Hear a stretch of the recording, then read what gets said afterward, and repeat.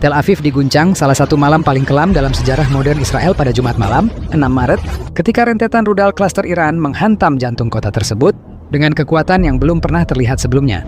Serangan ini disebut sebagai fase lanjutan dari operasi balasan Teheran terhadap berbagai operasi militer Israel dalam beberapa pekan terakhir. Menurut sejumlah sumber militer regional, target utama dari serangan tersebut adalah kompleks Kementerian Pertahanan Israel yang terletak di pusat Tel Aviv, sebuah kawasan strategis yang juga dikelilingi oleh berbagai kantor pemerintahan, pusat komando militer, dan gedung administrasi penting. Ketika rudal-rudal itu menghantam kota yang biasanya ramai dengan kehidupan malam, seluruh kawasan berubah menjadi zona kehancuran dalam hitungan menit. Ledakan pertama terdengar sekitar pukul 22.47 waktu setempat, tepat setelah sirene peringatan udara meraung di seluruh wilayah metropolitan Tel Aviv. Sistem peringatan dini Israel yang biasanya memberi waktu bagi warga untuk berlindung hanya mampu memberikan beberapa detik sebelum rudal pertama mencapai wilayah udara kota. Dalam sekejap, langit malam yang sebelumnya dipenuhi cahaya gedung pencakar langit berubah menjadi kilatan api besar disertai suara dentuman keras yang mengguncang tanah. Warga yang menyaksikan dari balkon apartemen mereka menggambarkan bagaimana serpihan logam dan percikan api jatuh dari langit setelah hulu ledak rudal mulai terpecah di udara. Rudal yang digunakan dalam serangan tersebut dilaporkan merupakan varian klaster canggih milik Korps Garda Revolusi Islam Iran atau IRGC yang selama ini jarang digunakan dalam konflik terbuka di kawasan tersebut. Berbeda dengan rudal konvensional yang meledak dalam satu titik, hulu ledak klaster dirancang untuk meledak di udara sebelum mencapai target utama. Ketika mekanisme ini aktif, ratusan submunisi kecil tersebar luas ke berbagai arah dan jatuh ke area yang jauh lebih luas dibandingkan satu ledakan tunggal. Pola penyebaran ini menciptakan efek kehancuran berlapis, di mana satu rudal dapat menghantam banyak titik sekaligus, memperbesar radius kerusakan secara dramatis. Target utama dari serangan tersebut, yakni gedung Kementerian Pertahanan Israel yang berada di distrik pemerintahan Tel Aviv, menerima beberapa hantaman langsung dari submunisi berdaya ledak tinggi. Ledakan pertama menghantam bagian atas struktur bangunan, sementara beberapa submunisi lainnya meledak di sekitar lantai tengah dan area parkir kompleks tersebut. Dalam hitungan detik setelah ledakan pertama, bagian besar dari fasad bangunan mulai runtuh, diikuti oleh runtuhnya beberapa lantai internal akibat kerusakan struktural yang parah. Kamera keamanan di sekitar lokasi merekam bagaimana awan debu besar menyelimuti seluruh kompleks ketika beton dan baja runtuh ke tanah. Namun efek dari rudal klaster tersebut tidak berhenti pada satu bangunan saja. Ketika submunisi mulai jatuh dalam pola yang luas, ledakan kecil terjadi di berbagai titik dalam radius beberapa blok dari kompleks kementerian tersebut. Kantor pemerintahan lain yang berada di sekitarnya ikut terkena dampak, bersama dengan beberapa apartemen tinggi yang dihuni warga sipil. Pusat komersial, gedung perkantoran, serta fasilitas militer yang berada di kawasan yang sama juga mengalami kerusakan parah akibat ledakan beruntun. Dalam waktu singkat, pusat Tel Aviv berubah menjadi lanskap kehancuran yang dipenuhi reruntuhan beton dan kaca. Saksi mata menggambarkan pemandangan yang mereka lihat sebagai sesuatu yang belum pernah mereka alami sebelumnya. Banyak warga melaporkan melihat apa yang mereka sebut sebagai hujan api kecil jatuh dari langit setelah hulu ledak utama rudal pecah di udara. Submunisi yang jatuh menciptakan kilatan cahaya kecil sebelum meledak di tanah atau di atap bangunan. Dalam waktu kurang dari 1 menit, puluhan hingga ratusan ledakan kecil terdengar berturut-turut di berbagai titik kota. Dentuman yang terus berulang itu menciptakan gema panjang yang mengguncang jendela dan bangunan di seluruh kawasan Tel Aviv. Iron Dome, sistem pertahanan udara yang selama ini menjadi kebanggaan Israel dalam menghadapi serangan roket dan rudal, dilaporkan gagal sepenuhnya mengantisipasi karakteristik unik dari serangan klaster tersebut. Sistem intersepsi tersebut dirancang untuk menghancurkan rudal sebelum mencapai target. Namun dalam kasus ini, sebagian rudal sudah melepaskan submunisi mereka di udara sebelum dapat dihancurkan sepenuhnya. Akibatnya, meskipun beberapa rudal berhasil dicegat, puluhan hingga ratusan submunisi tetap jatuh ke wilayah kota. Hal ini menciptakan celah besar dalam sistem pertahanan yang sebelumnya dianggap sangat efektif. Kegagalan pertahanan udara ini menyebabkan sebagian besar muatan rudal akhirnya mencapai wilayah target dengan dampak yang sangat luas. Ledakan beruntun dari submunisi yang jatuh hampir bersamaan menciptakan gelombang kehancuran yang menyebar di kawasan pusat Tel Aviv. Beberapa blok kota mengalami kerusakan hampir total dengan bangunan yang runtuh atau terbakar akibat ledakan. Jalan-jalan utama yang biasanya dipenuhi, lalu lintas kendaraan berubah menjadi jalur penuh puing dan serpihan bangunan. Suara siren darurat mulai terdengar dari berbagai arah ketika petugas pemadam kebakaran dan ambulans mencoba mencapai lokasi. Beberapa bangunan tinggi di sekitar kompleks kementerian runtuh sebagian setelah menerima beberapa ledakan langsung dari submunisi. Struktur beton yang sebelumnya berdiri kokoh mulai retak dan runtuh, menyebabkan lantai-lantai bangunan ambruk satu demi satu. Bangunan lain mengalami kerusakan struktural berat dengan dinding luar yang hancur dan kerangka baja yang terlihat dari luar. Jendela-jendela pecah berhamburan ke jalan, balkon runtuh dari ketinggian puluhan meter, dan fasad bangunan roboh menimpa kendaraan yang terparkir di sepanjang jalan. Banyak mobil yang tertimbun puing sebelum pemiliknya sempat melarikan diri. Tak lama setelah ledakan awal, api mulai menyebar ke berbagai titik kota. Ledakan merusak jaringan pipa gas di beberapa gedung, menyebabkan kebakaran besar yang sulit dikendalikan. Kabel listrik yang terputus juga memicu percikan api yang mempercepat penyebaran kebakaran ke bangunan lain yang sudah rusak. Dalam waktu singkat, beberapa blok kota dipenuhi kobaran api yang menjulang tinggi di antara gedung-gedung yang runtuh. Asap hitam tebal membumbung ke langit malam dan terlihat dari jarak puluhan kilometer, menjadikan Tel Aviv tampak seperti kota yang diliputi bayangan perang besar.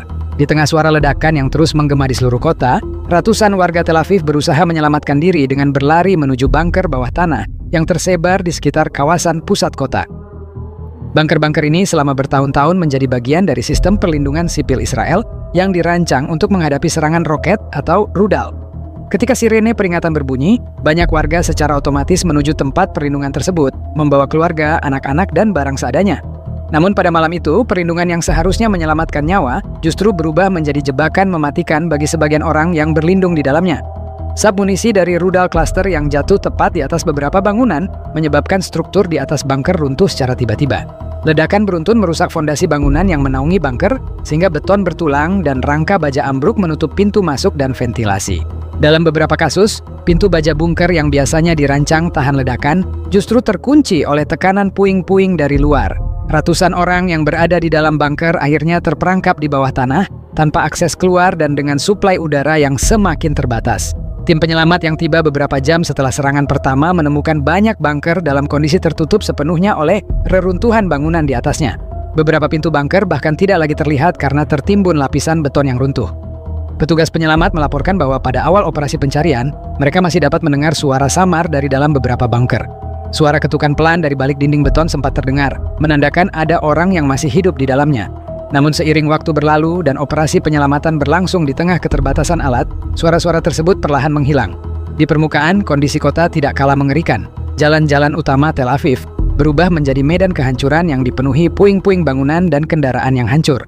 Beberapa mobil terbakar di tengah jalan setelah tertimpa serpihan beton atau terkena ledakan submunisi. Potongan kaca dari gedung tinggi berserakan di sepanjang trotoar dan jalan raya.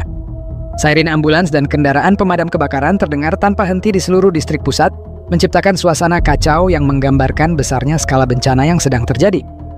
Laporan awal dari otoritas darurat Israel menyebutkan bahwa lebih dari 100 bangunan mengalami kerusakan serius akibat serangan tersebut. Gedung-gedung yang rusak mencakup kantor pemerintahan, apartemen warga, pusat bisnis, dan fasilitas publik lainnya. Namun angka tersebut hanya merupakan estimasi awal yang didasarkan pada laporan lapangan yang masih terbatas. Seiring dengan bertambahnya tim penyelamat yang memasuki area terdampak dan melakukan pemetaan kerusakan, jumlah bangunan yang rusak terus meningkat secara signifikan. Dalam hitungan jam setelah serangan, skala kehancuran yang sebenarnya mulai terlihat dengan lebih jelas. Foto udara yang diambil oleh drone darurat menunjukkan beberapa blok kota dalam kondisi hampir rata dengan tanah. Gedung-gedung yang sebelumnya berdiri rapat kini berubah menjadi tumpukan beton dan baja yang berserakan. Setidaknya ratusan bangunan dilaporkan hancur total atau mengalami kerusakan struktural yang begitu parah sehingga tidak lagi layak digunakan. Banyak kawasan di pusat Tel Aviv tampak seperti zona perang setelah pengeboman besar. Korban jiwa juga meningkat secara dramatis ketika tim penyelamat mulai menemukan korban di berbagai lokasi. Banyak korban ditemukan tergeletak di jalanan, terkena serpihan logam dari submunisi yang meledak di sekitar mereka. Ledakan kecil yang terjadi secara beruntun membuat banyak orang tidak sempat melarikan diri sebelum terkena gelombang ledakan. Di beberapa lokasi, korban ditemukan di dekat kendaraan atau pintu masuk bangunan, menunjukkan bahwa mereka sedang mencoba mencari perlindungan ketika ledakan terjadi. Sebagian besar korban lainnya ditemukan terkubur di bawah reruntuhan bangunan yang runtuh setelah struktur penopangnya hancur akibat ledakan. Tim penyelamat harus menggali lapisan beton, baja, dan kaca yang bercampur menjadi satu untuk mencapai korban di bawahnya.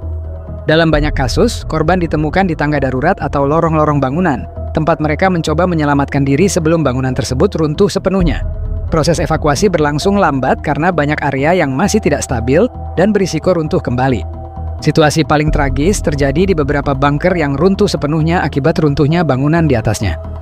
Di lokasi-lokasi tersebut, tim penyelamat menghadapi tantangan yang jauh lebih besar karena harus menembus beberapa lapisan beton bertulang sebelum mencapai ruang perlindungan di bawah tanah. Mesin pemotong beton, alat pengebor, dan alat berat dikerahkan untuk membuka jalur menuju bunker-bunker yang terkubur. Namun di banyak lokasi, proses penggalian berlangsung sangat lambat karena puing-puing yang menumpuk begitu tebal. Otoritas darurat Israel menyatakan bahwa operasi pencarian dan penyelamatan berlangsung sepanjang malam hingga menjelang pagi hari. Lampu sorot besar dipasang di berbagai titik untuk menerangi lokasi reruntuhan, memungkinkan tim penyelamat bekerja di tengah kegelapan malam. Puluhan tim penyelamat, termasuk para medis, pemadam kebakaran, dan unit militer khusus, dikerahkan ke pusat Tel Aviv untuk membantu evakuasi korban. Di tengah suara mesin berat dan sirene yang terus meraung, para petugas terus bekerja tanpa henti, berusaha menemukan korban yang masih mungkin selamat di bawah puing-puing kota yang hancur. Rumah sakit di Tel Aviv dilaporkan kewalahan menerima gelombang korban luka yang terus berdatangan sepanjang malam hingga dini hari. Beberapa rumah sakit utama di kota tersebut, termasuk fasilitas trauma terbesar, langsung mengaktifkan status darurat penuh untuk menghadapi lonjakan pasien yang belum pernah terjadi sebelumnya. Lorong-lorong rumah sakit dipenuhi pasien dengan berbagai jenis luka, mulai dari luka bakar akibat ledakan, patah tulang karena tertimpa reruntuhan, hingga cedera serius akibat serpihan logam dari submunisi. Banyak korban yang tiba dalam kondisi syok dan trauma berat setelah mengalami langsung kehancuran di pusat kota. Ambulans terus berdatangan dari berbagai arah kota, membawa korban dari lokasi-lokasi yang masih dipenuhi asap, api, dan puing bangunan. Beberapa kendaraan darurat bahkan harus berhenti beberapa blok dari lokasi karena jalan tertutup reruntuhan, memaksa para medis mengangkut korban dengan tandu melalui jalan yang dipenuhi kaca pecah dan beton runtuh. Suara sirene ambulans yang tidak pernah berhenti menciptakan suasana tegang di sekitar rumah sakit. Para tenaga medis bekerja tanpa henti, mencoba menstabilkan kondisi pasien yang terus berdatangan dalam jumlah besar. Di tengah kekacauan tersebut, laporan mengejutkan mulai muncul dari kompleks Kementerian Pertahanan Israel yang sebelumnya menjadi target utama serangan. Ketika tim penyelamat mulai memasuki area reruntuhan gedung yang hancur, mereka menemukan bahwa beberapa pejabat tinggi militer dan pemerintahan kemungkinan berada di dalam gedung saat serangan terjadi. Informasi ini segera memicu kekhawatiran besar di kalangan otoritas keamanan Israel, mengingat kompleks tersebut sering digunakan untuk pertemuan penting tingkat tinggi. Sumber dari lingkaran keamanan Israel kemudian mengonfirmasi bahwa Menteri Pertahanan Israel dilaporkan berada di dalam gedung tersebut ketika rudal klaster menghantam kompleks kementerian. Ia disebut sedang menghadiri sebuah pertemuan darurat bersama beberapa pejabat militer dan staf keamanan ketika ledakan pertama terjadi. Ledakan yang menghantam bagian atas bangunan menyebabkan sebagian struktur runtuh hampir seketika, memutus akses keluar dari beberapa lantai gedung. Para pejabat yang berada di dalam ruangan tersebut diduga tidak sempat menyelamatkan diri sebelum bangunan runtuh. Beberapa jam setelah operasi penyelamatan dimulai, tim penyelamat akhirnya menemukan jenazah Menteri Pertahanan Israel di antara puing-puing lantai atas gedung yang runtuh. Proses evakuasi berlangsung sulit karena tubuhnya tertimbun lapisan beton dan baja yang jatuh dari struktur bangunan.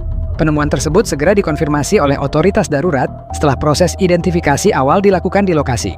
Kabar kematian pejabat tinggi tersebut segera menyebar ke seluruh negeri, menambah guncangan politik yang sudah dipicu oleh serangan besar tersebut. Kematian pejabat tinggi tersebut memperdalam dampak politik dari serangan yang